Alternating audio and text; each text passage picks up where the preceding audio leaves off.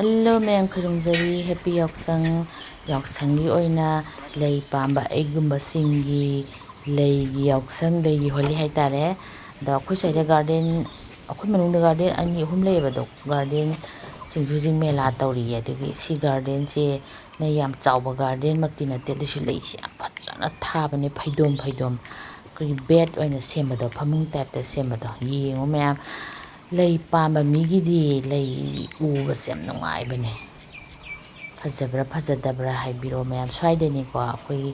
sida leibse Assam-dadi ne February March swaidane ba lei yam phajana salise si huji kini ko yaoshangji haidi aina date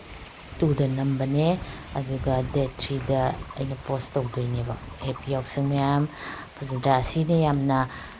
yamak chawba garden di nate desu satbane haipet mayam de yenghanningbagi tawbane yam sangdana video namba nate mela do yawsu ngamde aduga yam fajana nambasu ngamde desu haipet namake sanarese pajama lei mamingga siyo mayam khangba lei yam pamba singdi lei loin khangamgani maming fajabane ado garden se ataisu phajeba ko aduga quarter singju phajai moi competition yawa singdo adu su noma ulakke ngamadi live kumbada aduga si garden sina khara piidana ado garden yam chawba amasu lei aduna nungdawaram chatlaga adudana competition su tawriba ko adasu ulakke trama dalia ga semne aduga swaidane ko akoi sanare se akoi ai hingonda bokona sale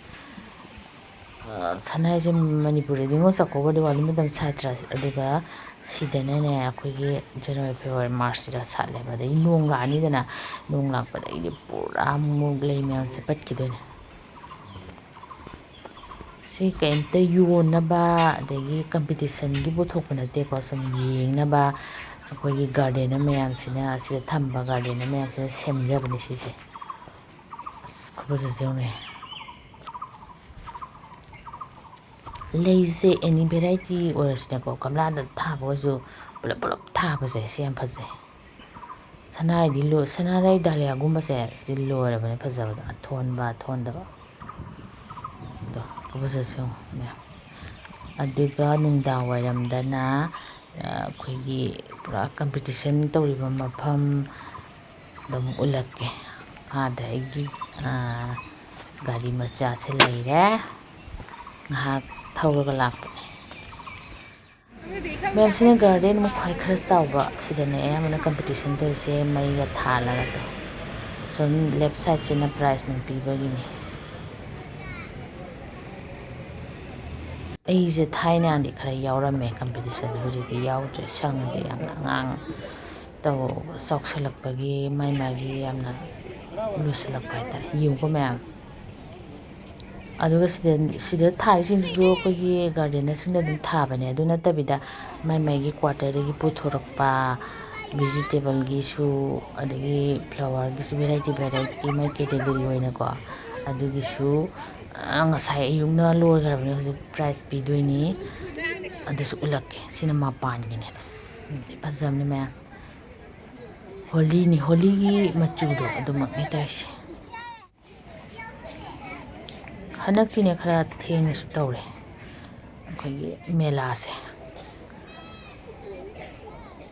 ando akogi department su category oina mogi hari hospital school so dum competition tawna school so yam phajai nahana ina ngang lok chatlubada ado live kumba tawbana di hena bhai mise aise sum thongbu utkibani ne atoba video utpase mi yengbide ba do aide dum hapa bane ma yengbidaba memory decoration su khar tawe aduga ne si manungsi dene ko akoina sum leimya tawan sa outsiders dum changu budi yai ba security pa tawa sisina ne competition tawam vegetable to magi gamla da quarter singa ini thaba mi myam dulun competition yaw yai ko desina bouquet ga semba flower vase semba sisu competition ne mai employee singi nipi singi lei sina mai gi category haidare cactus adagi kai flowering plant mai alag tauragana tongan tauraga price piba thaine mung yam phajaramane suman competition thomase orchid ki su tongana lojiti ki ang phajadre ada yam thuna high fat kape ma'am do sona horen moi price pi doini sina pull up oina phajadra hinjila di mi yengbe am lakhini ado si garden aina huji udiba garden ani sina tabas atopasu lairi ma bai usala su dum chap manai ne ko legi pasan thabni mayam noma mane ngali ngai dane hena leidu phasai dan naksallaga noma mai live tawrak sangba kana mat nong tara dim pasangi doina do ngamadi dum tawrak mathang school department quarter sing lei yeningba singi oina ni ko hase yeningdaba mi gindi na chadra lei din ayambana mina di yeningba ni lei cha phasai dana ko nungdang sina kya lei se light ki oibani na lei phajabse kya oidre haitare